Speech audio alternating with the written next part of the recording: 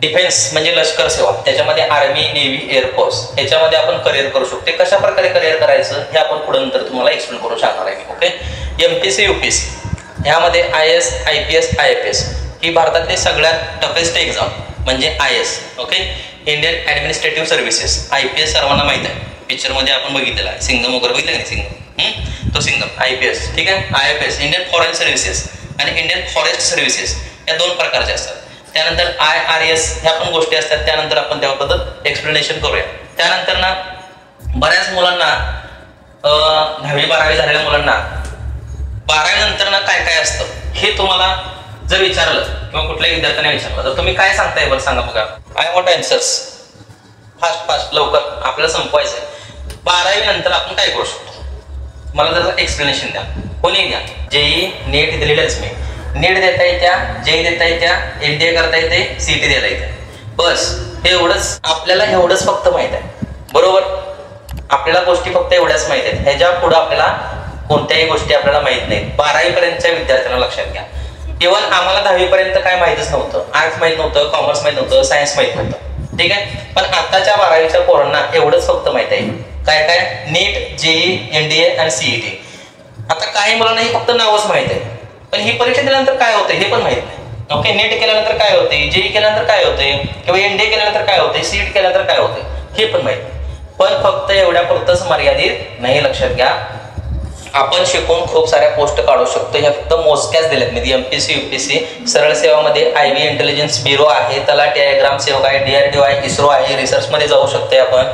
त्यानंतर आर्मी, डिफेन्समध्ये army, navy, air force, group X, group Y अशा खूप साऱ्या AMCAT नावाची एक एक्झाम आहे. ती परीक्षा दिल्यानंतर तुम्ही पायलट होऊ शकताय. मर्चंट नेव्ही आहे. त्यानंतर ना आर्मीमध्ये तुम्ही डायरेक्टली NCC घेऊन त्या ठिकाणी आर्मीमध्ये लेखी परीक्षा न देता सुद्धा तुम्ही एंट्री करू शकता. लेफ्टनंट पदापर्यंत तुम्ही जाऊ शकता. लक्षात घ्या, हे बरंच काय काय, फक्त याच्या पुरतं मर्यादित नाही. पण मुलांना फक्त समज निर्माण झालाय की बाबा 12वीच्या नीट, JEE, NDA, CET झालं, सगळं एवढंच आहे आणि नंतर इंजिनिअरिंग करायचं, मेडिकल करायचं. पण ह्याच्या पुढं सुद्धा आपल्याला काय आहे, खूप सारे करिअर आपण करू शकतो. लक्षात घ्या, त्या सर्व गोष्टी मी तुम्हाला या ठिकाणी एक्सप्लेन करणार आहे. जी मुलं 90च्या वर गेल्यात, आता त्या पालकांचा आणि त्या विद्यार्थ्यांचं काय असतो तर सायन्सला टाकायचं. ओके. हे सर्वांचं असतंच. लक्षात घ्या, जी 90च्या वर, 85च्या वर गेले आहेत, 80च्या वर गेले आहेत, सायन्सला टाकायचं. सायन्स मधून आपण या परीक्षा द्यायच्या, पुढं MBBS किंवा त्या ठिकाणी इंजिनिअरिंग करायचं. बस बाकी काय तेवढंच माहिती आहे. त्यानंतर ना जी मुलांचं पर्सेंटेज कमी आहे, त्यापेक्षा 80च्या खाली आहेत, मग त्यांनी मग ठरवतात की बाबा कॉमर्स करायचं. हे रेग्युलर आतापर्यंत चालत आलेलं आहे, कॉमर्स घ्यायचं. किंवा ज्या मुलांना 50 ते 60च्या रेंजमध्ये आहे त्यांनी मग आर्ट्सला जातात, नाहीतर ITI करत असतात. ओके. मग ह्या सर्व कोर्सेस बद्दल आज आपण जरासं जाणून घेऊया, माहिती करून घेऊया की प्रत्येक क्षेत्रामध्ये आता या ठिकाणी तुम्ही बसला आहात. ओके. पण प्रत्येकाला पर्सेंटेज समान आहे का? 10वी 12वी नंतर पुढे काय, एक 10वी नंतर आपण सायन्सला जाऊ शकतोय. ओके. त्यानंतर ना आपण आर्ट्स, त्यानंतर ना आपण कॉमर्स. ठीक आहे. हे 3 क्षेत्र आपल्याला माहिती आहे. पण याच्या व्यतिरिक्त पण अजून खूप सारं असते. एक ITI करू शकतोय आपण. ठीक आहे. ITI करता येते. पॅरामेडिकल म्हणून एक असते, ते करू शकतोय आपण. पॅरामेडिकल ते पण करू शकतो. 1-2 वर्ष शॉर्ट टर्म कोर्स असतोय. ITI एकदम कमी पर्सेंटेज आहेत ती मुलं त्या ठिकाणी करतात. सुरुवातीला आपण टार्गेट करू सायन्सवाल्यांना. ओके. ज्या मुलांना 80च्या वर टक्केवारी आहे ती मुलं विज्ञानमध्ये घेतात, सायन्समध्ये जातात. सायन्समध्ये गेल्यानंतर आपण कुठला ग्रुप ठेवायचा, कुठल्या काय काय गोष्टी घ्यायच्या, मॅथ्स ठेवायचं का बायोलॉजी ठेवायचं, या गोष्टी तुम्हाला मी जरासं एक्सप्लेन करणार आहे त्या ठिकाणी. दुसरं, त्यानंतर ना ज्या मुलांना एक 70च्या वर आहेत किंवा 60च्या वर आहेत ते कॉमर्स घेतात मुलं. त्यानंतर ना ज्यांना टक्केवारी कमी आहे ती मुलं काय करतात, आर्ट्सला जातात. आर्ट्सला जायचं, सकाळी 7ला कॉलेज असते, निवांत 50 ते 60च्या रेंज मधली मुलं असतात. आर्ट्समध्ये जायचं, निवांतपर्यंत त्या ठिकाणी कॉलेज करायचं, 11ला कॉलेज सुटते, घरी यायचं, दंगा करायचं, दुडकस घालायचं कॉलेजमध्ये जाऊन. ओके. हे आर्ट्सची मुलं त्या ठिकाणी करतात. पण ही टॉपला कसे जातात ती पण सांगतो तुम्हाला. ह्याच्यामध्ये पण खूप सारे चान्सेस आहेत. ओके. हे झालं हे महत्वाचे 3 आपला शाखा 11वी 10वी नंतर. त्यानंतर ना ITI तर बऱ्याच जणांना माहिती आहे की फिटर आहे. ओके. फिटर आहे, ऑटोमोबाईल आहे, मेकॅनिकल आहे. ओके. असे खूप सारे आहेत, मी तो मोजकेच या ठिकाणी लिहिले. पण हा ITI केल्यानंतर हे टक्केवारी किती वाले, हे एक एक 40 ते 50च्या रेंज मधली किंवा 60च्या रेंज मधली टक्केवारी ज्यांना पडले त्याने आयटीआय करतात, आरामात आयटीआय मिळते ज्यांना ऍडमिशन घ्या, लक्षात घ्या. पण यांना पण गव्हर्नमेंट जॉब मध्ये जबरदस्त चान्स आहे, लक्षात घ्या. गव्हर्नमेंटमध्ये त्यांनी 100% त्या ठिकाणी अशी मुलं आहेत. परवाच मी बघितलं की बाबा चहाच्या गाड्यावर काहीतरी होता तो मुलगा आणि चहाच्या गाड्यावर जॉब करत तो काय करत होता, चहाचा गाडा स्वतः चालवत होता आणि आयटीआयला ऍडमिशन टाकलं होतं. आयटीआय पूर्ण केलं, पंप अटेंडंट नावाचा आयटीआय त्याने पूर्ण केला आणि आज तो कुठे गेला माहिती काय, इस्रोमध्ये गेला. इस्रोमध्ये त्याला जॉब लागला, लक्षात घ्या. Indian Space Research Organisation, pump attendant, ITI केलेला मुलगा त्या ठिकाणी. ओके. आणि गव्हर्नमेंट म्हणल्यावर आता 8वा वेतन आयोग लागू होणार आहे, 7वा वेतन आयोग चालू आहे, 8वा वेतन आयोग लागू झाल्यावर 1 लाखच्या वर पगार पंप अटेंडंटला. ओके. काय केलं, फक्त 40-50% होतं. आयटीआय केलाय पंप अटेंडंटचा आवाजा आणि अशा गव्हर्नमेंटच्या खूप साऱ्या जागा असतात. इस्रो आहे, NTRO आहे. ओके. NTRO यासारखी एक परीक्षा आहे. त्यानंतर दुसरा अजून म्हणला तर DRDO आहे, त्याच्यामध्ये पण आपल्याला जाता येते. या आयटीआय केल्यानंतर हे छोटे मोठे कोर्सेस आपण शॉर्ट टर्म कोर्सेस आपण करून त्या ठिकाणी चांगल्या ठिकाणी जॉबला लागू शकतो. फक्त त्यातलं माहित पाहिजे आपल्याला. फिटर आहे, मेकॅनिक आहे, रेल्वेमध्ये आपण जाऊ शकतोय, RRB रेल्वेमध्ये आपण बऱ्याच परीक्षा निघतात अप्रेंटिसशिप मधल्या. ओके. आणि त्यातनं आपण त्या रेल्वेच्या चांगल्या ह्याच्यामध्ये जाऊ शकतो, लक्षात घ्या. रेल्वेला खूप साऱ्या लोकांची गरज आहे, कारण सगळ्यात जास्त गव्हर्नमेंटचे जॉब म्हणला तर पहिला आहे आर्मी, दुसरा आहे रेल्वे. ओके. आणि रेल्वेमध्ये तुम्ही चांगल्या प्रकारे नोकरी तुम्हाला मिळू शकते आयटीआय केल्यानंतर. ओके. हे असं म्हणजे कमी मार्क पडलेल्या विद्यार्थ्यांसाठी. ठीक आहे. ओके. चला, हे आयटीआय वाल्यांचं झालं. त्यानंतर पॅरामेडिकल, DMLT वगैरे सारखे कोर्सेस आहेत. ओके. लॅबोरेटरी असिस्टंट वगैरे असे त्यामध्ये कोर्सेस त्या ठिकाणी आहेत, हे तुम्ही त्या ठिकाणी करू शकता. आता जाऊ जरासं सायन्स वाल्यांकडे. ओके. सायन्स जरासं पोस्ट मॅथमॅटिकल करू आपण. सायन्स मध्ये ना जनरल आणि प्लेट आणि व्होकेशनल असं 3 याच्यामध्ये ब्रँच पडतात, लक्षात घ्या. याच्यामध्ये 11वी आणि 12वी, 11वी 12वी, 10वी झाल्यानंतर मग सायन्स जी घेणार आहेत मुलं, ओके, ते 11वी 12वी करू शकतात. 12वी नंतर तुम्हाला एक जनरल ठेवता येते, प्लेन ठेवता येते, व्होकेशनल ठेवता येते. ठीक आहे. हे जनरल काय असते जरा समजून टाकतो तुम्हाला. ह्याच्यामध्ये तुम्ही फिजिक्स, केमिस्ट्री आणि बायो, फिजिक्स, केमिस्ट्री आणि बायो हे 3 सब्जेक्ट तुम्ही ठेवू शकता. 11वी 12वी पर्यंत सब्जेक्टचे. ओके. हे बायो ठेवल्यानंतर ना आपण कुठल्या कुठल्या सेक्टरमध्ये जातोय ते आपण बघू त्या ठिकाणी. प्लेन मध्ये फिजिक्स, केमिस्ट्री आणि मॅथ्स हे ठेवू शकतो तुम्ही. ठीक आहे. आणि ह्याच्यामध्ये physics, chemistry, maths, physics, chemistry, maths आणि एक कुठला तर इंजिनिअरिंग सेक्टर मधला कुठला तर कोर्स, जसे की IT असेल, कॉम्प्युटर असेल, मेकॅनिक असेल, सिव्हिल असेल, इलेक्ट्रॉनिक्स अँड टेलिकम्युनिकेशन असेल, हे 2 वर्षाचे त्या ठिकाणी तुम्ही करू शकता. अशा प्रकारचं पण त्या ठिकाणी आहे, लक्षात घ्या. आता ज्यांना 11वी 12वी मध्ये जसे की ज्यांना बाबा 10वी पर्यंत आपल्याला जीवशास्त्रामध्ये जसे की बॉटनी, झुलॉजी म्हणजे जसे की प्राणी किंवा वनस्पती याच्यामध्ये आवड असेल तर आपण त्या क्षेत्रामध्ये निश्चितपणे जाऊ शकता बायोलॉजी घेऊन. ओके. जनरल मध्ये हे घेतल्यानंतर आपण कुठल्या कुठल्या सेक्टरमध्ये जाऊ शकतो, काय काय करू शकतो, ह्या सर्व गोष्टी आपण यामध्ये चर्चा करू. ठीक आहे. मॅथ्स, गणित, ज्यांना गणित एकदम सोपं जाते मग त्यांच्यासाठी यामध्ये काय काय आहे ह्या आपण सर्व गोष्टी घेऊ. ज्यांना इंजिनिअरिंग क्षेत्रामध्ये जायचं आहे मग त्यांनी मॅथ्स आणि एक व्होकेशनल सब्जेक्ट त्या ठिकाणी ठेवून त्या ठिकाणी कुठल्या क्षेत्रामध्ये जाऊ शकतात, त्यांना स्कोप पुढे आहेत का नाही, ह्या सर्व गोष्टी चर्चा करू. ह्याच्यामध्ये जास्तीत जास्त स्कोप आहे, लक्षात घ्या, बायोलॉजीमध्ये. ओके. बायोलॉजी ठेवल्यानंतर कसं काय काय आहे, ह्याच्यामध्ये कोणत्या कोणत्या सेक्टर्स येतात ते जरासं आपण चर्चा त्या ठिकाणी करू. आणि एक गोष्ट लक्षात घ्या, 10वी 12वी पर्यंत आता तुम्ही चांगल्या प्रकारे अवेअरनेस तुम्हाला आहे.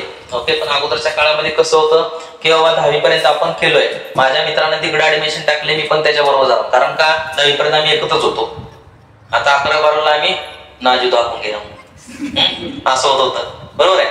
मग आता कसं तसं न करता आपल्याला ज्या विषयामध्ये आवड आहे, जसे की तुमचं जे सब्जेक्ट आहेत बाबा 10वी पर्यंतचे, त्याच्यामध्ये मला सगळ्यात जास्त कशामध्ये मार्क पडलेले आहेत, कुठल्या सब्जेक्टमध्ये मार्क पडल्यात किंवा मला कुठला सब्जेक्ट त्यातला आवडतोय, ती तुमची आवड बघून त्या ठिकाणी डिसिजन घ्या. किंवा बायो ठेवायचे किंवा मॅथ्स ठेवायचे किंवा इंजिनिअरिंग क्षेत्रामध्ये तुम्हाला जायचंय. किंवा एकेकांना चित्रकला आवडत असते, चित्रकलासाठी काही वेगळं आहे, ते शॉर्ट टर्म कोर्स तुम्हाला मी नंतर सांगतो एक्सप्लेन करून. ठीक आहे. सुरुवातीला आपण हे बायोलॉजी मॅथ्स ह्या मुलांसाठी जरासं आपण बघू, नंतर बाकीचे आर्ट्स कॉमर्स आपण त्यानंतर त्या क्षेत्रातल्या मुलांसाठी आपण त्या ठिकाणी चर्चा करूया.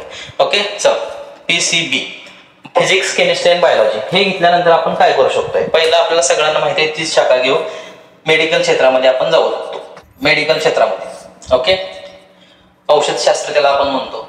आणि ह्याच्यामध्ये वैद्यकीय शास्त्रामध्ये गेल्यानंतर आपल्याला ह्याच्यामध्ये काय करावं लागतं. PCB 11वी 12वी केल्यानंतर 12वीला तुम्हाला नीटची एक्झाम द्यावीच लागते. लक्षात घ्या, नीटची एक्झाम ही तुम्हाला द्यावीच लागते. नीट काय आहे, जेई नीट हे काय आहेत गोष्टी, तर जेई आणि नीट ह्या प्रवेश परीक्षा आहेत. ओके, आपल्याला माहित नसतं पण ह्या प्रवेश परीक्षा आहेत. लक्षात घ्या, ही परीक्षा पास झाल्यानंतरच आपल्याला ज्या समजा आपल्याला MBBS करायचं असेल ओके, तर त्या कॉलेजला त्या ठिकाणी ऍडमिशन आपल्याला मिळून जातं. मग याच्यामध्ये फक्त MBBS असतंय का, नाही. नीट परीक्षा पास झाल्यानंतर आपण कुठल्या कुठल्या कॉलेजेसमध्ये किंवा कुठल्या क्षेत्रामध्ये आपण जाऊ शकतोय, तर एक आहे सगळ्यात प्रायोरिटी सगळ्यांची सगळ्यात जास्त असते ती म्हणजे MBBS. बरोबर ना. त्यानंतर दुसरं आहे MBBS झाल्यानंतर आपण BHMS करू शकतोय. त्यानंतर तिसरा BAMS करू शकतोय. हे होमोपॅथिक मध्ये येत आहे, होमोपॅथिक. ओके, त्यानंतर हे BAMS आयुर्वेदिक मध्ये येते. लक्षात घ्या, आयुर्वेदिक मध्ये लक्षात घ्या. ह्याच्यामध्ये पण आपण हे सगळे डॉक्टर्स. ठीक आहे.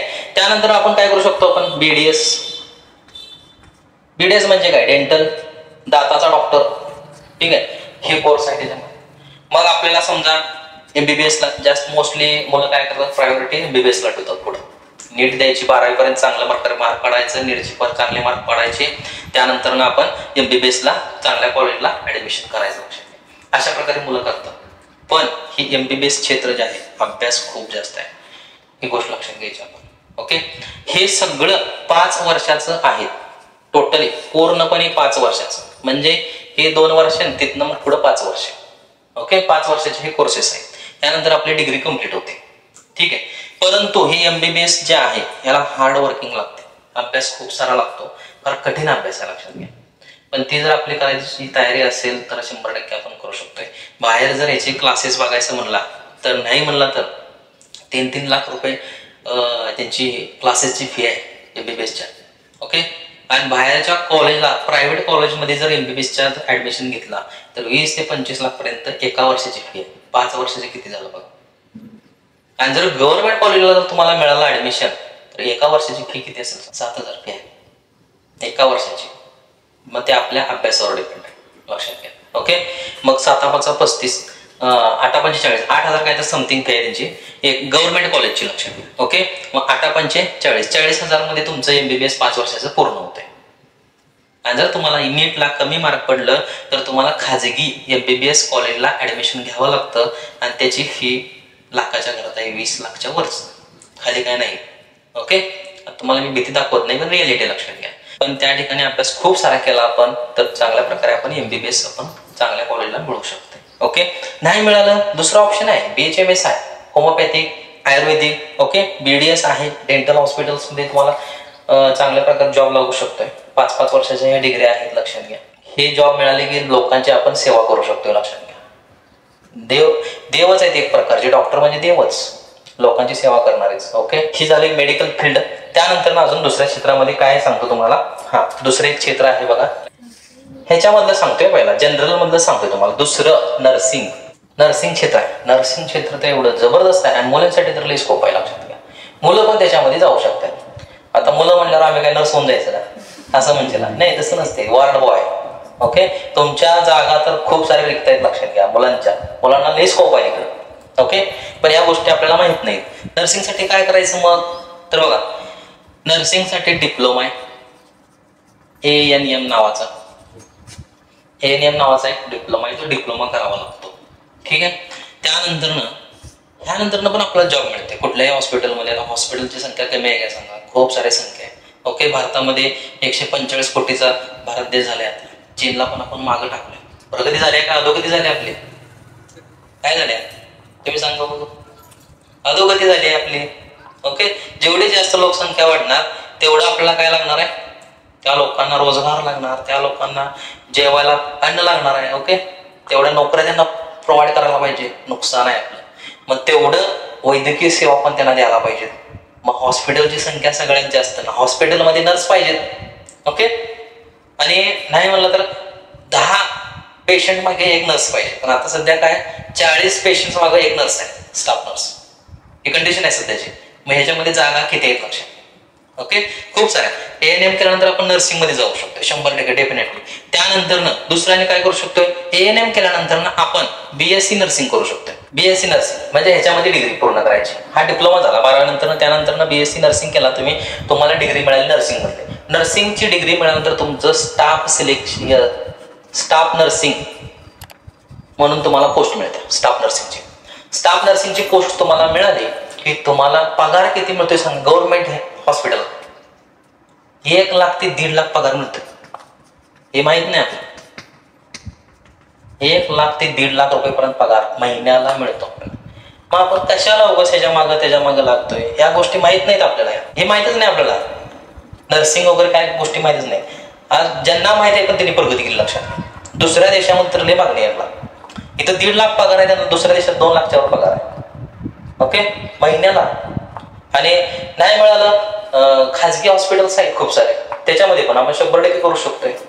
त्याच्यामध्ये आपल्याला 60-70 हजार आरामात महिन्याला पगार मिळतो. हे झाल्यानंतर आपण टीचिंग क्षेत्रामध्ये पण जाऊ शकतो लक्षात. आता नर्सिंगचे कॉलेजेस पण असणार, त्या ठिकाणी शिक्षक तर पाहिजेत की शिकवायला आपल्याला. ओके, मग तिथं त्या विद्यार्थ्यांना शिकवण्यासाठी प्राध्यापक पण लागू शकते. मग आपण या प्राध्यापकांमध्ये पण आपण त्या ठिकाणी पोस्ट काढू शकतो.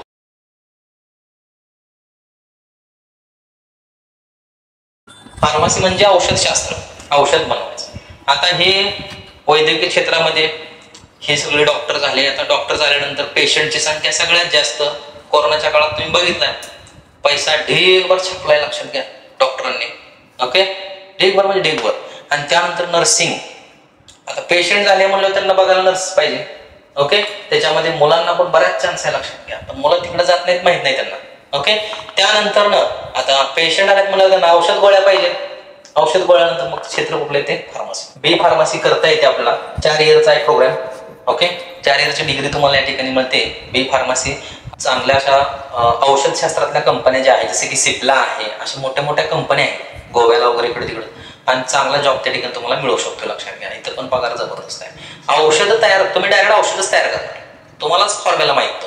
ओके, हा बी फार्मसी केल्यानंतर दुसरं आणि काय करता येते, औषध निर्माण करता येतं. हे झालं दुसरं. ह्याच्यामध्ये आपल्याला आणि काय करता येतं, ड्रग इन्स्पेक्टर PSC जी परीक्षा असते, महाराष्ट्र लोकसेवा आयोग, त्यातनं आपल्याला ही परीक्षा देतात. ज्यांचं बी फार्मसी पूर्ण आहे तेच फक्त एलिजिबल आहे का. ओके, आणि मग ड्रग इन्स्पेक्टर आपल्याला दिल्यानंतर आपल्याला इथं पण चांगल्या प्रकारे पगार. जसे की कुठले आता प्रत्येक मेडिकलमध्ये त्या ठिकाणी बरेच मेडिकल्स असतात त्या ठिकाणी शहरांमध्ये वगैरे, पण काही फ्रॉड्स पण असतात. ओके, त्यांना लायसन त्यांच्याकडे नसते एकेकांकडं. म्हणजे त्यांना विचारण्याचा अधिकार ह्या ड्रग इन्स्पेक्टरला आहे. ओके, आणि मग बराच असा 2 नंबरचा पैसा त्यांनी घेतात.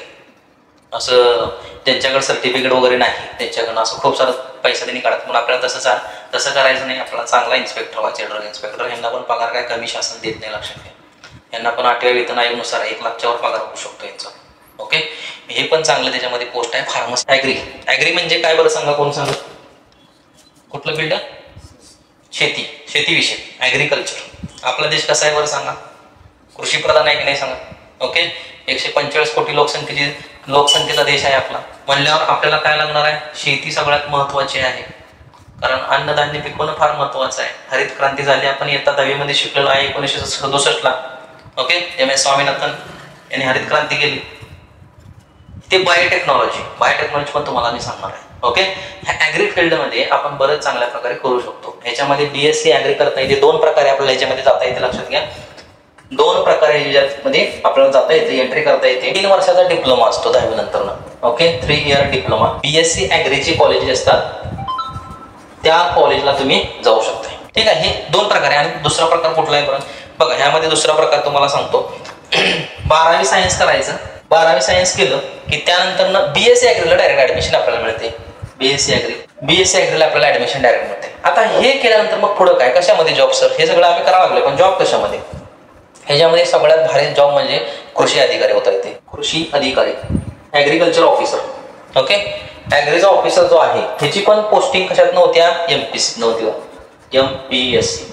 बघा इथं ड्रग इन्स्पेक्टर, इथं ॲग्रिकल्चर ऑफिसर, MPSC त्याला सिलेक्शन करतं, लक्षात घ्या. आणि ह्याच्यामध्ये ह्या पोस्टला ॲग्रिकल्चर ऑफिसरला फक्त BSc ॲग्री झालेलीच पोरं अप्लाय करू शकतात. आधुनिक शेती याच्यामध्ये आपल्याला करता येते खूप सारा. आणि आधुनिक शेतीमध्ये एवढा पैसा आहे, लक्षात घ्या. आधुनिक शेतीमध्ये फक्त एवढ्या क्षेत्रामध्ये आता 20x20 रूम आहे. 20x20च्या रूम मध्ये एकानं रेशीम जे आहे, रेशीमची लागवड करून महिन्याला 10 ते 12 लाखाचं उत्पन्न मिळवलं. कशामुळं? आधुनिक शेती करून. ॲग्रिकल्चर, हे सगळं ॲग्रिकल्चर मध्ये करते. हे शेतीविषयक अशा गोष्टी आहेत त्याच्यामध्ये, ह्यात पण आपण करिअर करू शकतो. 5वा आहे तुम्हाला येतं 9वी मध्ये हा सब्जेक्ट होता बायोटेक्नॉलॉजी, जैवतंत्रज्ञान. जबरदस्त. आत्ताच येणाऱ्या 20 वर्षामध्ये ह्याच्यामध्ये जबरदस्त करिअर, लक्षात, 1 नंबर करिअर आहे बायोटेक्नॉलॉजी. आणि एक दुसरं सांगतो तुम्हाला 6 नंबरचं नॅनो टेक्नॉलॉजी. आणि एक सांगतो तिसरं 5, 6, 7 कुठलं आहे? Artificial intelligence, AI. हे 3 क्षेत्र जे आहेत 1 नंबर, जबरदस्त. ह्याच्यामध्ये स्कोप येणाऱ्या काळामध्ये खूप जास्त आहे, लक्षात घ्या. Biotechnology, nano technology, AI. Biotechnology, जैवतंत्रज्ञान आपल्याला सगळ्यांना कन्सेप्ट शिकलेलो आहो आपण 10वी मध्ये. क्लोनिंग तंत्रज्ञान शिकलोय, कलम करायचं कसं ते शिकलेलो आहे. ओके, शिकलोय का नाही सांगा. त्यानंतर ना इन्सुलिन आपल्या शरीरामध्ये कसं काम करते, ज्याला डायबिटीस असते त्याच्या शरीरामधले इन्सुलिन कमी झालेलं असते, मग इन्सुलिन आपण कृत्रिमरित्या बाहेरून कसं तयार करू शकतोय, औषधशास्त्रामध्ये परत जाते. पण हे बायोटेक्नॉलॉजी मध्ये येते, लक्षात घ्या. खूप सारा स्कोप आहे याच्यामध्ये. ओके. आणि ह्याच्यामध्ये बघा पगार नाही म्हणला तर वर्षाला 4 लाख रुपये पगार आपल्याला मिळू शकतो. याच्यामध्ये 4 लाख रुपये पगार. ह्यासाठी आपण काय करू शकतोय? 12वी PCB केला तुम्ही, त्यानंतर आपण काय करायचं? BSc biotechnology. जिथं कॉलेज, आता जास्त ठिकाणी कॉलेज नाही ती, BSc बायोटेक्नॉलॉजी ज्या कॉलेजला आहे त्याच ठिकाणी तुम्ही ऍडमिशन घेऊ शकताय. जास्त ठिकाणी कॉलेज नाही ती, मग आपण नेटवर सर्च करू शकतोय. गुगल बाबा आपल्याकडे आहे, त्याच्यावर जाऊन सर्च करायचं where is the college of BSc biotechnology in India. Search केलं की खाली पटपट येते. बघायचं आपल्या जवळचं कुठलं आहे ते जाऊन ऍडमिशन. त्यानंतर पुढे म्हणला तर MSc पण आपण याच्यामध्ये करू शकतोय. मास्टर झाला तर तुम्ही रिसर्च शास्त्रज्ञ याच्यामध्ये, लक्षात घ्या. 1 नंबर. ओके. तुम्हाला बाहेरले देश हायर करतात लगेच, उचलतात लगेच, बाहेर तुम्ही जाऊ शकताय. बाहेर तर पगार खूप. ओके. चला, हे बायोटेक्नॉलॉजी झालं. नॅनो टेक्नॉलॉजी मध्ये काय? आता सगळं नॅनो असणार आहे, लक्षात घ्या. सगळं नॅनो म्हणजे काय? जसे की अणुबॉम्ब आहे बघा, छोटासा बॉम्ब. ओके, मोठा बॉम्ब नाही, अणुबॉम्ब म्हणजे छोटा पॅकेट बडा धमाका, अशा प्रकारे. म्हणजे काय? एकदम छोटा असणार. आता हे मोबाईल जे आहे नाही, हा मोबाईल आता आपल्याकडे असं असणार येणाऱ्या काळामध्ये. आता आपण घेतोय असं फिजिकली मोबाईल खिशामध्ये घालतोय, आपण याला असं कसं पण करू शकतोय, कागदासारखं काम करणार व्यवस्थितरित्या, एकदम बारका होऊ शकतोय. येणाऱ्या काळामध्ये आपल्या हातामध्ये चिप असणार आहे. ओके, हातामध्ये फक्त एक बटन दाबले की इथं स्क्रीनवर हात ठेवायचं, कशावर पण सगळी स्क्रीन मोठी येते. करा, कोणाला कॉल करायचं, व्हिडिओ कॉन्फरन्सिंग करा, नाही तर काही करा. असलं येणाऱ्या काळामध्ये आहे, लक्षात. हे कशामध्ये? नॅनो टेक्नॉलॉजीमध्ये. आणि सध्या याच्यावर बरंच काय चालू आहे. कॅन्सर सारखा नावाचा रोग जो आहे, कॅन्सर सेल जे आपल्या शरीरामध्ये आहेत त्यांना डिस्ट्रॉय कसं करायचं, नॅनो रोबोट काढल्यात. बारके एकदम छोटे, डोळ्याला दिसत नाही, रोबोट काढलेत. आणि त्यांच्याकडनं ते सेल जे आहेत आपल्या शरीरामध्ये कॅन्सरच्या, त्यांना डिस्ट्रॉय करायचं काम करण्यात. बरंच ह्याच्यामध्ये रिसर्च चालू आहे. ह्याच्यामध्ये आपण करिअर करू शकतो. त्या ठिकाणी BSc नॅनो टेक्नॉलॉजी ज्या कॉलेजमध्ये आहेत त्या ठिकाणी तुम्ही ऍडमिशन घेऊ शकता. यांची पण कॉलेजेस कमी आहेत. ओके. BSc प्लेन ह्याच्यामध्ये हे BSc प्लेन मधलं येते, PCM मधनं येते नॅनो टेक्नॉलॉजी, लक्षात. हे आणि हे प्लेन मध्ये येत आहे. मॅथ्स पाहिजे आता, बायो प्लेन मधनं केला तर BSc, MSc करायचं, फिजिक्स ठेवायचा विषय. ओके, मग MSc करून टाकायचं. MSc केलं याच्यामध्ये बघा काय सांगतोय, PCM 12वीला PCM ठेवायचा, BSc केला प्लेन मध्ये, ठीक आहे. डिग्री तुम्हाला मिळाली नॅनो टेक्नॉलॉजी मध्ये. फिजिक्स ठेवला, फिजिक्स ठेवल्यानंतर MSc करू शकताय नॅनो टेक्नॉलॉजी मध्ये. MSc केल्यानंतर ना तुम्ही 1 वर्षाचं काय करायचं, IISc Indian institute of science, कुठं आहे? बेंगलोरमध्ये. इंडियन इन्स्टिट्यूट ऑफ सायन्स बेंगलोरमध्ये आहे. त्या ठिकाणी 1 वर्षाचा कोर्स तुम्ही करू शकता. तो डिप्लोमा केल्यानंतर ना त्याचं सर्टिफिकेट तुम्हाला मिळते. फॉरेन मध्ये जायचं, फॉरेन मधनं PhD करायची, लक्षात घ्या. PhD म्हणजे मास्टर, त्याच्या पुढचंच, मास्टरच्या पुढचंच तुम्ही ह्याच्यामध्ये PhD करू शकताय. आणि हे फॉरेनच्या म्हणजे चायनामध्ये असेल किंवा उत्तर कोरियामध्ये असेल. आता माझा एकटा मित्र आहे, माझा 12वीचाच क्लासमेट, ओके, त्याचं नाव उमेश सूर्यवंशी. आता सध्या उत्तर कोरियामध्ये PhD करणार, फिजिक्स मध्ये करणार, सायंटिस्टच डायरेक्टर. आणि असं पूर्ण झालं की आपल्याला सॅमसंग, त्यानंतर सोनी किंवा इतर काही महत्वाच्या मोठ्या मोठ्या कंपन्या ज्या आहेत त्याच्यामध्ये हायर लगेच 1 करोडचं पॅकेज आपल्याला यामध्ये मिळते. लक्षात घ्या, हे आपल्याला माहित नसतं. 1 करोडचं पॅकेज, वर्षाला 1 करोडचं पॅकेज कोण द्यायला काय एवढं नाही, आपल्याला माहित नाहीत गोष्टी. ओके, त्यामुळे या गोष्टी आपल्याला माहित पाहिजे. ओके, आर्टिफिशियल इंटेलिजन्स हे काय सगळीकडे आहेच. आता प्रत्येक ठिकाणी आर्टिफिशियल इंटेलिजन्स. बघा, मी समजा माझं अमेरिकेमध्ये घर आहे, तिथं गाडी आहे, मी त्या गाडीला इथनं ऑपरेट करू शकतो, रस्त्यावर चालवू शकतो विदाउट ड्रायव्हर, ड्रायव्हरलेस. कशामुळे? आर्टिफिशियल. लई मोठं क्षेत्र आहे, लक्षात घ्या. ओके, बऱ्याच जणांना माहित आहे, पण हे काय काय आहे. डिप्लोमा पण आहे याच्यावर, पण डिप्लोमा करून नाही भागत, लक्षात घ्या. ओके, आपल्याला 12वी करून नंतरच ह्याच्यामध्ये प्रॉपरपणे त्याच्यामध्ये ते आर्टिफिशियल इंटेलिजन्स, ज्यांना कॉम्प्युटरमध्ये किंवा मोबाईलमध्ये किंवा कोडिंगमध्ये इंटरेस्ट असेल ते निवांतपणे ह्याच्यामध्ये जाऊ शकतात. आर्टिफिशियल इंटेलिजन्समध्ये आपलं करिअर याच्यामध्ये करू शकतात. याच्यामध्ये पण खूप सारं पॅकेज आहे. बीटेक करू शकतो, याच्यामध्ये BE करू शकतोय. Okay, BSc in computer science हे आपण करू शकतो त्याच्यामधून. नंतर आपला छोटे छोटे कोर्सेस ह्याच्यामध्ये असतात, त्यातनं पण आपला पुढे जाता येतं. लक्षात घ्या, पगार ह्याचा नाही म्हणला तर 5 ते 10 लाख रुपये वर्षाला पगार यायचा, महिन्याला 5 ते 10 लाख, 5 ते 10 लाख महिन्याला पगार यायचा मिळू शकतो. लक्षात घ्या. ओके, हे आपण त्या ठिकाणी करू शकतो. PCM ठेवा लागते, मात्र प्लेनमध्ये मॅथ्स ठेवायला पाहिजे. त्यानंतर नंतर तुम्ही BSc करू शकताय. BSc केल्यानंतर त्यामध्ये आपण BSc कशामध्ये करू शकतोय? कॉम्प्युटर सायन्समध्ये करू शकतोय किंवा स्टॅटिस्टिक असते, सांख्यिकी. ओके, त्याच्यामध्ये आपण करू शकतोय. ह्या फील्डमध्ये केल्यानंतर मग आपल्याला आर्टिफिशियल इंटेलिजन्स स्पेशल असे कोर्सेस असतात, ते करून नंतर आपल्याला या सर्व गोष्टी आपल्याला तिथे करता येतात. लक्षात घ्या, आता खूप सारा स्कोप ह्याच्यामध्ये आहे मार्केटमध्ये. हे येणाऱ्या biotechnology, nano technology, AI technology येणाऱ्या 50 वर्षामध्ये बराच पगार मिळवून देणारे हे कोर्सेस आहेत. हे अजून मुलांना माहीत नाही, फक्त आपण त्या ह्याच्यामध्येच अडकलोय, नेटमध्ये, JEE मध्येच अडकलोय. ओके, PCM ह्यामधलं हे 1 नंबरचं आहे, हे 2 नंबरचं आहे. ठीक आहे, ह्यानंतर आपण काय करू शकतो आणि ह्या गोष्टी जरा समजून घ्या. प्लेनमध्ये BSc हे 3 नंबरचं घ्या. BSc करू शकता तुम्ही. 12वी मॅथ्स ठेवलासा, त्यानंतर BSc केला तुम्ही. BSc केल्यानंतर ना समजा मग पुढे कुठलाही ठेवू शकता. एक केमिस्ट्री शकताय, फिजिक्स ठेवू शकताय, मॅथ्स ठेवू शकताय. 15वीला सब्जेक्ट, 15वीला सब्जेक्ट ठेवल्यानंतर ना पुढं नेट सेट देऊ शकता. नेट सेट दिला, पुढं काय, नेट सेट दिल्यानंतर प्राध्यापक होता येते आपल्याला एखाद्या मोठ्या कॉलेजवर, त्या ठिकाणी आपण शिकवू शकतो. BSc केल्यानंतर आणि काय करतात? 4 नंबरचं BSc. 12वी मॅथ्स ठेवलाय, त्यानंतर 3 वर्षाचं BSc केलं आपण. BSc बॅचलर ऑफ सायन्स केलं, त्यानंतर ना आपल्याला सायंटिस्ट होता येतं. भारताच्या अशा खूप साऱ्या काय आहेत ऑर्गनायझेशन आहेत, त्याच्यामध्ये आपण जाऊ शकतो. जसं की इस्रो आहे, जसं की DRDO आहे, त्यानंतर ना NTRO आहे, NTRO अणुसंशोधन केंद्र आहे, अणुसंशोधन केंद्र. ओके, अणुभट्टी ज्या ठिकाणी असते ना त्या ठिकाणी आपण करू शकतो चांगल्या प्रकारे. हे BSc केल्यानंतर MSc केल्यानंतर पण तिथे जॉब आहे, लक्षात घ्या. किंवा हे जे आहे बघा, CID बघितलं का तुम्ही सगळ्यांनी? दया आता होतो दरवाजा, आणि ते मग ते कुठं तर मर्डर झालेलं असते, आणि त्यानंतर मग त्याचे सगळे नमुने कुठं पाठवतात? फॉरेन्सिक लॅबला. मग ते माणसं तिथे रिसर्च करत असतात, ती फॉरेन्सिक लॅब, लक्षात घ्या. आणि ती फॉरेन्सिक लॅब जे आहे त्याच्यामध्ये पण तुम्हाला सायंटिस्ट होता येते. ओके, हे कशानंतर ना BSc नंतर ना तुम्हाला केमिस्ट्री ठेवा, फिजिक्स ठेवा, मॅथ्स ठेवा. केमिस्ट्री कंपल्सरी ते ठेवायच लागणार, लक्षात घ्या.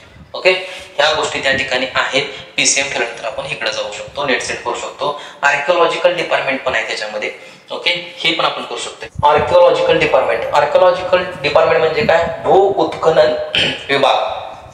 जसे की हडप्पा आणि मोहनजोदडो संस्कृती सापडली होती बघा 1921ला समथिंग, त्या काळामध्ये. ओके, किंवा एक डायनासोरचा अंड गावला असेल कुठं, माझा कोण तिथं पुढे येणार? पहिला आर्किओलॉजिकल डिपार्टमेंटची माणसं. हे सगळे सायंटिस्ट असतात, ते रिसर्च करतात. त्याच्यामध्ये आपल्याला इंटरेस्ट असेल ते करू शकतो आपण. त्यानंतर आणि काय करू शकतो? भूसर्वेक्षण विभाग आहे. भूसर्वेक्षण विभाग म्हणजे कुठं भूकंप होणार, काय होणार, जमिनीच्या खालचं सगळं अभ्यास ह्याच्यामध्ये.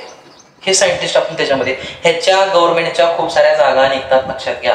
व्होकेशनल बघा, व्होकेशनल म्हणजे व्यावसायिक. ओके, व्होकेशनल म्हणजे काय, व्यावसायिक क्षेत्रामध्ये तुम्ही काय करू शकता. हे पूर्णपणे आता इंजिनिअरिंग क्षेत्रामध्ये येते. इंजिनिअरिंग वाल्यांसाठी एक व्होकेशनल सब्जेक्ट या ठिकाणी घ्यायचा काय कोणताही. मग कुठलं घेऊ शकताय तुम्ही, मेकॅनिक, त्यानंतर ENTC electronic and telecommunications, okay, त्यानंतर IT डिपार्टमेंट, त्यानंतर CS कॉम्प्युटर सायन्स, ओके, त्यानंतर अजून काय येतं बघा, सिव्हिल येते, सिव्हिल. मग हे 2-2 वर्षाचं तुम्ही फिजिक्स, केमिस्ट्री, मॅथ 11वी 12वीला हे 3 विषय ठेवलं आणि एक व्होकेशनल सब्जेक्ट ठेवला, कुठला, मेकॅनिक ठेवला असेल, ENTC 2 वर्षच करायचं होतं. ठीक आहे, हे केलं आपल्याला, 12वी कंप्लीट झाली आपली, व्होकेशनल आपल्याला मिळालं. इथं ह्यानंतर आपण डायरेक्ट सेकंड इयरला इंजिनिअरिंग कॉलेजला आपण ऍडमिशन घेऊ शकतो, bachelor of engineering, okay. BE मध्ये आपण डायरेक्ट सेकंड इयरला ऍडमिशन घेऊ शकतो. कॉम्प्युटर सायन्स असेल तर तुम्हाला त्या ठिकाणी BE कॉम्प्युटर सायन्स मध्ये किंवा आर्टिफिशियल इंटेलिजन्स असतील कॉलेजेस, त्याच्यामध्ये तुम्हाला ऍडमिशन त्या ठिकाणी मिळू शकतं. लक्षात घ्या, व्होकेशनल सब्जेक्ट ठेवल्यानंतर अशा प्रकारे. परंतु इंजिनिअरिंग क्षेत्राला आता जरासं उतरती कळा लागलेली आहे, थोडीशी उतरती कळा लागली. पण ह्याच्यामध्ये चालणारे मार्केटमध्ये कुठले तुम्हाला सांगतो, ज्यांना कधीच मरण नाही, मेकॅनिकल, सिव्हिल. घरं बांधायचे थांबणार आहेत का लोक, 145 कोटी देशाची लोकसंख्या आहे आपल्या, घरं बांधायचे थांबणार आहेत का, थांबणार आहे. आणि समजा BE सिव्हिल झालं, साधा गावातला नकाशा सुद्धा तयार करून तो माणूस 2,000 3,000 रुपये आरामात हे आपण करू शकतो. ह्यांना मरण नाही. मेकॅनिकल वगैरे सर्व गोष्टी आहेत, ENTC.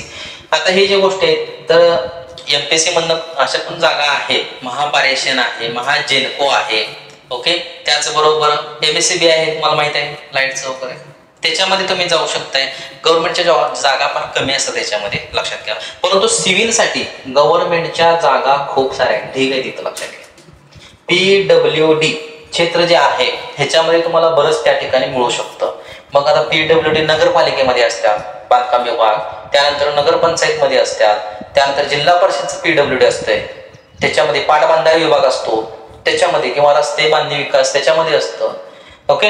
ह्याच्यामध्ये आपल्याला गव्हर्नमेंटचा जॉब 100% ते मिळतोय, चांगल्या पगाराचा, ओके. Civil engineer. मेकॅनिकला गव्हर्नमेंटचं कमी आहे. जसं की समजा एखादं धरण बांधायचं असतं कुठं, तर त्या धरणाचं स्ट्रक्चर कसं करायचं, दरवाजे तिथले असतात ते कसं करायचं, काय काय असते, त्यासाठी फक्त मेकॅनिकला गव्हर्नमेंटसाठी. मग गव्हर्नमेंटसाठी मेकॅनिकला काही जास्त धारणा येतं, लक्षात घ्या. सिव्हिलसाठी आपण जाऊ शकता जर इंजिनिअरिंग क्षेत्र करायचं असेल तर. सिव्हिल केल्यानंतर BE इन आर्किटेक्चर करू शकतोय, आर्किटेक्चर्स, ओके, सुतारकाम, त्याच्यामध्ये पण चांगला आहे स्कोप. NDचं कसं असतं, तुम्हाला PCM हे सब्जेक्ट ठेवायलाच पाहिजे याच्यामध्ये, ओके. हे केल्यानंतर ना तुम्हाला NDAचा एंट्रन्स एक्झामचा फॉर्म असतो, 12वी नंतर येतो, तो तुम्ही फॉर्म भरू शकता. भरल्यानंतर ना त्याच्यानंतर त्याच्यामध्ये आर्मी, बघा काय सांगतो मी, आर्मी, नेव्ही, एअरफोर्स, ओके, हे 3 ह्याच्यामध्ये तुम्हाला जॉब लागू शकतो, लक्षात घ्या. मोठ्या पदावर, साध्या पदावर नाही, सोल्जर बिल्जर म्हणतील असलं काय नाही, ओके. तुमच्या मागे 100 सोल्जर असतात, म्हणजे तुम्ही बॉस, ओके. अशा प्रकारचं गोष्ट ह्याच्यामध्ये आपल्याला म्हणजे लेफ्टनंट पदाची डायरेक्टर पोस्टिंग होते आपल्याला. हे कसं असतं, पण त्यांच्या जागा फार कमी असतात, ओके.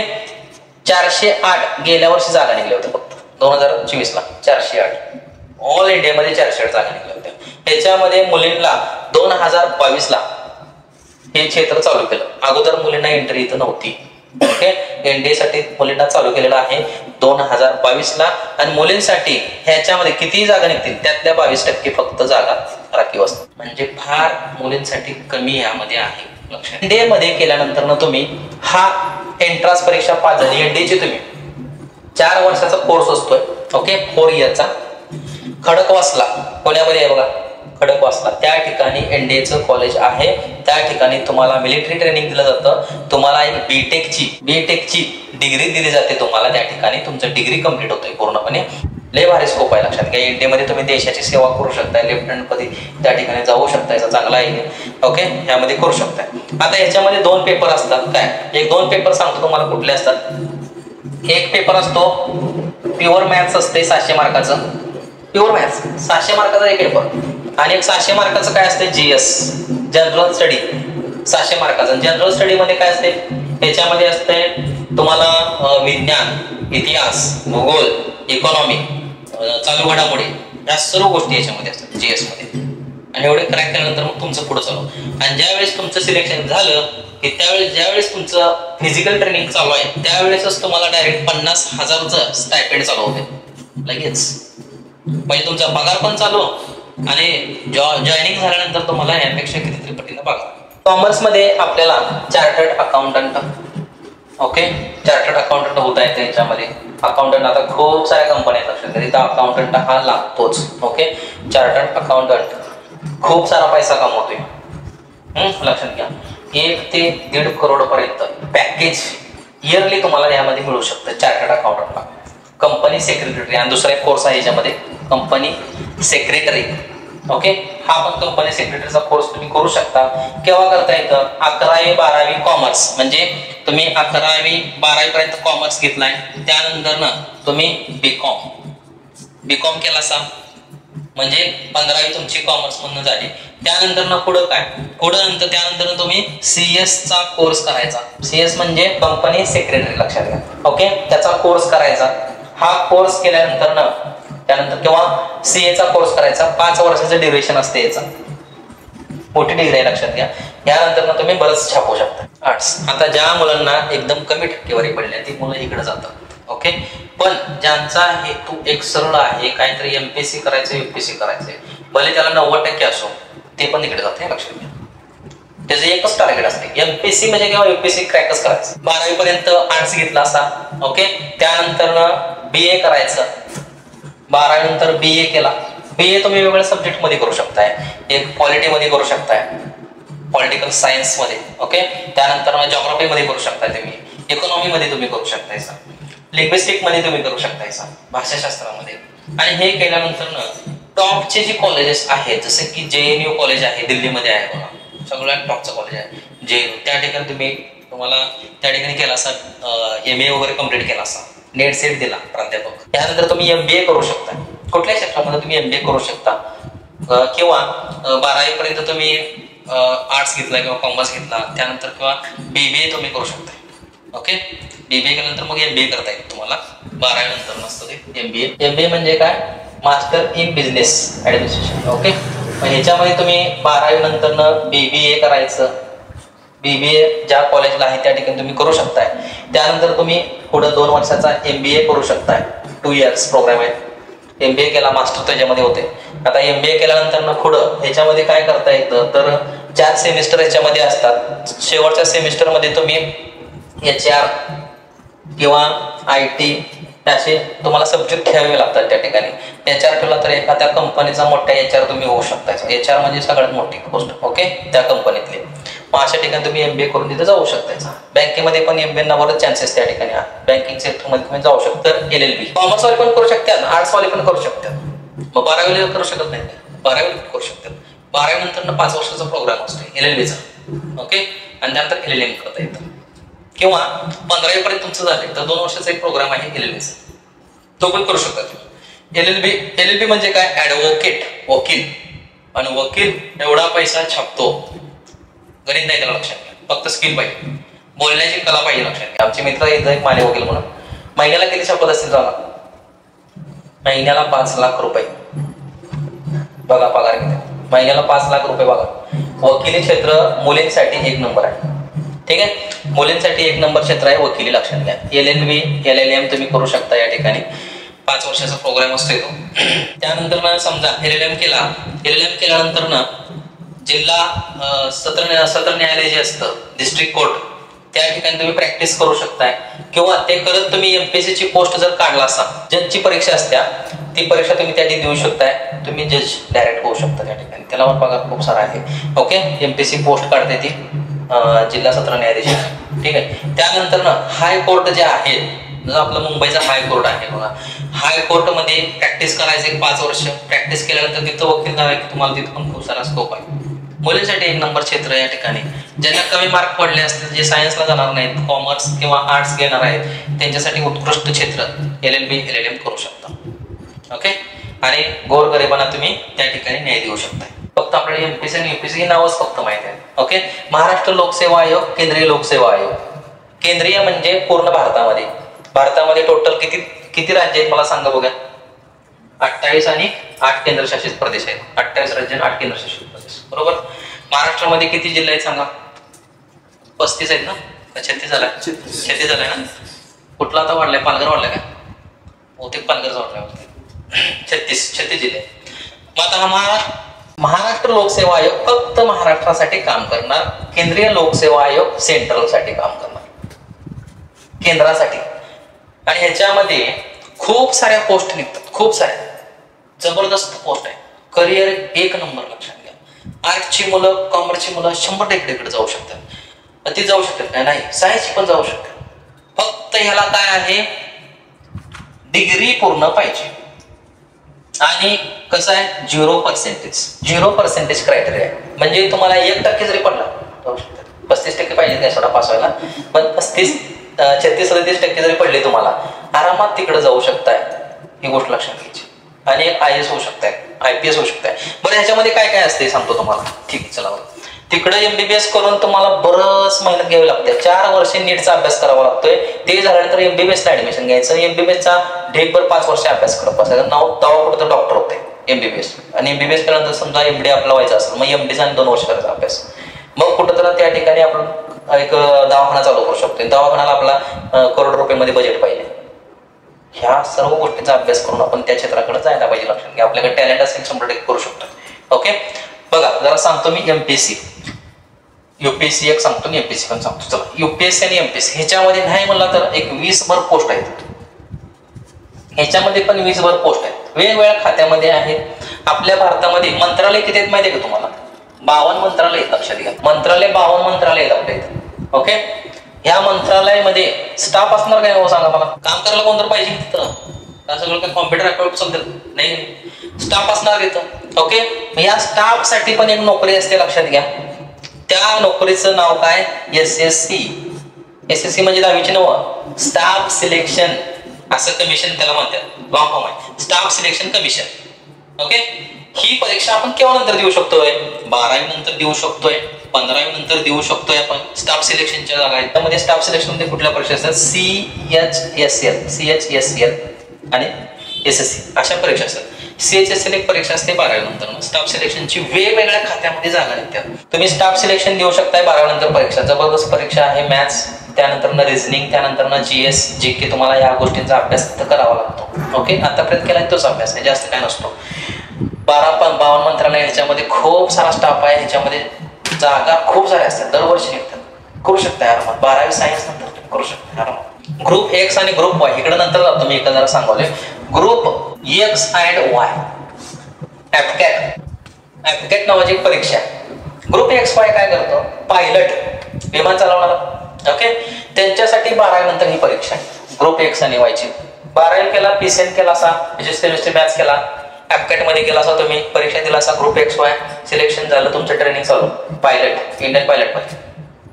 ओके, हे अशा प्रकारचे क्षेत्र आहे. हे पण चांगलं आहे, लक्षात घ्या. हे करू शकता तुम्ही, निवांतपणे करू शकता इथं. चला, आता जरा मी इकडे जातोय. MPSC UPSC 20 पेक्षा जास्त पोस्ट काढते. हे पण 20 पेक्षा जास्त पोस्ट काढते. UPSC कडे या. UPSC मध्ये अखिल भारतीय सेवा आहेत, लक्षात घ्या. IAS, त्यानंतर IPS, त्यानंतर IFS, या 3 अखिल भारतीय सेवा. अखिल भारतीय सेवा म्हणजे पूर्ण भारतामध्ये आणि भारताच्या बाहेर पण कार्यरत होते ते. ओके, इंडियन ऍडमिनिस्ट्रेटिव्ह सर्व्हिसेस म्हणजे कलेक्टर आपल्या भाषेमध्ये. ओके, जिल्हाधिकारी, IPS सिंगम सगळा IPS. Okay, IPS Indian police services. त्यानंतर IFS इंडियन फॉरेन सर्व्हिसेस लक्षात घ्या. विदेश मंत्रालयामध्ये किंवा इंडियन एम्बेसी असते दुसऱ्या देशामध्ये, तिथं आपले अधिकारी त्या ठिकाणी कामाला असतात. प्रत्येक देशात ज्या देशांशी आपल्या देशाचा संबंध आहे, आंतरराष्ट्रीय संबंध आहेत, त्या देशामध्ये आपल्या भारताची एम्बेसी असते आणि त्यांची पण एम्बेसी आपल्या देशामध्ये असते. मग आपले अधिकारी त्या एम्बेसी मध्ये कामाला असतात, लक्षात घ्या, जॉबला. आणि क्लास 1च्या पोस्टवर पगार ढेकवर. जबरदस्त करिअर आहे, लक्षात घ्या. ओके, IAS, IPS आणि IPS. ह्यानंतर ह्याच्यामध्ये अजून म्हणला तर IRS असते, Indian railway service. IRS Indian revenue service असते. अशा खूप साऱ्या ह्याच्यामध्ये पोस्ट आहे. ठीक आहे, इथं तुम्ही काय करू शकता? इथं तुम्हाला डिग्री पाहिजे, कशात? इंजिनिअरिंग मध्ये डिग्री असो, B.Com असो, BA असो, सगळ्या कुठल्या प्रकारच्या डिग्री असो आरामात इकडे जाऊ शकताय. जिल्हाधिकारी एक नंबरची पोस्ट आहे, पूर्ण जिल्हा कंट्रोल करायचं याचं काम आहे. लक्षात घ्या. IPS तुम्हाला माहित आहे, IPS जो आहे त्याला आपण एन्काउंटर करायचं अधिकार नाही, त्याला परमिशन कोणाचीच घ्यायला पाहिजे, जिल्हाधिकाऱ्याची. फायनल दंडाधिकारी मध्ये त्याला लक्षात घ्या. ओके, दंड देण्याचा अधिकार ह्यालाच आहे. IPS ला शूटआउट करायचं असेल, साहेब शूटआउट करू काय, त्याला दिसलाय मला, येस म्हणलाय की गोळी मारणार, हे असं आहे. आणि हे जबरदस्त पोस्ट आहे. IFS असते, इंडियन फॉरेस्ट सर्व्हिसेस, वन अधिकारी, ती एक पोस्ट आहे. याच्यामध्ये जबरदस्त करिअर आहे. लक्षात घ्या.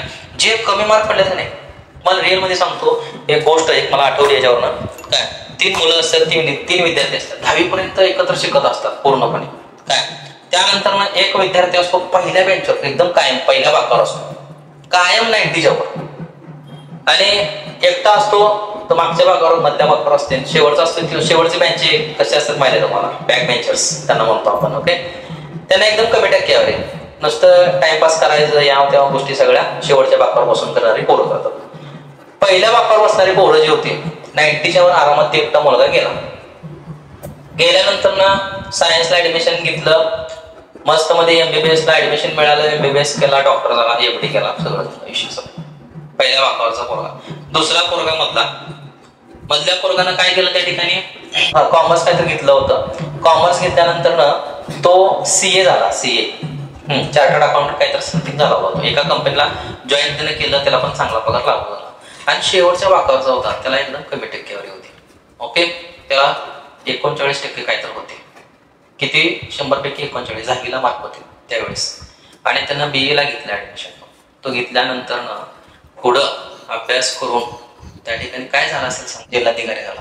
IAS जिल्हाधिकारी. ओके, जिल्हाधिकारी त्या ठिकाणी झाला. म्हणजे आपले पर्सेंटेज त्या ठिकाणी आपल्याला काय ठरवत नसतात, लक्षात घ्या, फार महत्वाचे असतात. आणि तो जिल्हाधिकारी कोण आहे माहिती तुम्हाला, तुषार समेरा नावाचा. तुषार समेरा त्या गुजरातमध्ये भुज नावाचा तालुका आहे, त्या तालुक्यामध्ये कार्यरत आहे, पोस्टिंग आहे तुषार समेरा IAS. त्यांचं मार्क लिस्ट गावात जाऊन गुगलवर सर्च करा तुम्ही, दिसतंय तुम्हाला.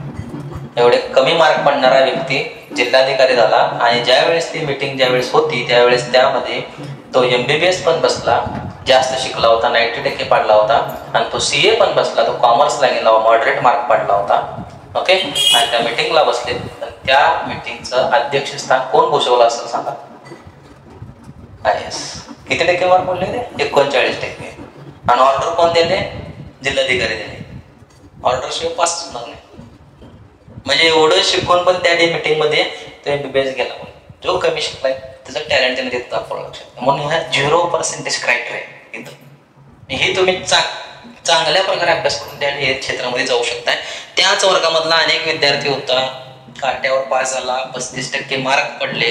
गावामध्ये त्या ठिकाणी काय केलं त्यांना, आमदारकीला थांबला, आमदार झाला, खासदार झाला. लक्षात घ्या, खासदार झाल्यानंतर ना असाच तो मोठा झाला आणि मंत्री झाला. लक्षात घ्या, त्या मिनिस्ट्रीचा मंत्री, त्या जिल्ह्यामधला एखादा मंत्री झाला, तो पालकमंत्री. ओके, आणि तिथे मीटिंगचा सगळ्यात मोठं अध्यक्षपद कोण बसवलं असेल, याच्यावरचा तो पालकमंत्री. म्हणजे जिल्हाधिकाऱ्यावरचा कोण असेल, पालकमंत्री. त्याला किती टक्के होते, 35%. म्हणजे असं हे रियालिटी लक्षात घ्या, खरोखर ही परिस्थिती आहे अशी. ठीक आहे, त्यामुळं आपले मार्क आपल्याला घडवत नाहीत, पण आपण अभ्यास हा व्यवस्थितरित्या करायला पाहिजे. आपण चांगल्या ठिकाणी जाऊ शकतो. मध्ये पण सेम असंच असतं. इकडं काय, इकडं डेप्युटी कलेक्टर असते, इकडं DYSP असते. ओके, इथे डेप्युटी कलेक्टर, इकडे DYSP असते, ACP असते. ओके, इंडियन फॉरेन सर्व्हिसेस वगैरे अशा काही पोस्ट तिकडे आहे. इकडे पण अशा 20 वर पोस्ट अशा आहेत. ह्याचा पण तुम्ही अभ्यास चांगल्या प्रकारे करू शकताय. MPSC क्षेत्र एकदम उत्कृष्ट आहे, त्याच्यामध्ये बरेच करिअरचे चान्सेस आहेत. लक्षात घ्या, 1 डे आहेत, 1 डे एक्झाम. सरळ सेवा त्याला आपण म्हणू शकतोय. सरळ सेवा 12 नंतर 12वी पास झाले पोरग. ओके, चांगली हाईट बीट आहे, उंची आहे, जबरदस्त आहे. काय नाही करायचं ना, एकदम सोपं आहे. आता इथं कोण नाहीत बघा तशी. ओके, पण ते पण तुम्हाला मी सांगतो, आर्मी मध्ये जाण्याचा एकदम उत्कृष्ट मार्ग, काही न करता 11वी 12वीला NCC ज्या कॉलेजला आहे तिथे ऍडमिशन घ्यायचं. 12वी पर्यंत आर्ट गेले, कॉमर्स घेतला, 12वी पर्यंत पण कम्प्लीट झालं. B सर्टिफिकेट मिळतंय काय 11वीला, आणि नंतर मग A सर्टिफिकेट मिळते 12वीला. 2 सर्टिफिकेट NCC ची मिळाली तुम्हाला. त्यानंतर स्पेशल रिक्वायरमेंट निघते एनसीसी वाल्यांची, ते परीक्षेचे फॉर्म भरायचे. भरल्यानंतर तुम्ही लेखी परीक्षा नाहीच त्यांना, फक्त फिजिकल द्यायचं. फिजिकल दिल्यानंतर पास तुम्ही डायरेक्ट आर्मीमध्ये. ओके. आणि त्यानंतर सेम 15वीला पण तसंच आहे. फर्स्ट इयरला घेतला, सेकंड इयरला आणि थर्ड इयरला. फर्स्ट इयर सेकंड इयरला दोन इयरला तुम्हाला बी सर्टिफिकेट आणि सी सर्टिफिकेट मिळतं. ते सर्टिफिकेट तुम्ही घ्यायचे. घेतल्यानंतर तुम्ही त्यांची पण 15 नंतर स्पेशल रिक्वायरमेंट निघते, त्यासाठी तुम्ही पात्र ठरू शकताय. भरला की लेखी परीक्षेची काय अट नाही, डायरेक्ट फिजिकल, डायरेक्ट सैन्यामध्ये नोकरी आणि मोठ्या पदावर. ओके, ही गोष्ट लक्षात ठेवा. सीडीएस नावाची अनेक परीक्षा असते, कंबाईंड डिफेन्स सर्व्हिसेस. ही यूपीएससी परीक्षा घेते, हे पण जबरदस्त आहे. ह्याच्यामध्ये पण तुम्ही जाऊ शकताय, डायरेक्ट कर्नल पदावर तुम्ही जाऊ शकता. ह्याच्यामध्ये यूपीएससी परीक्षा घेते. ओके. 15 नंतर असते. कुठल्याही बीएससी करा, बीकॉम करा किंवा इंजिनिअरिंगचं डिग्री कुठली करा, त्यातही जाऊ शकता तुम्ही.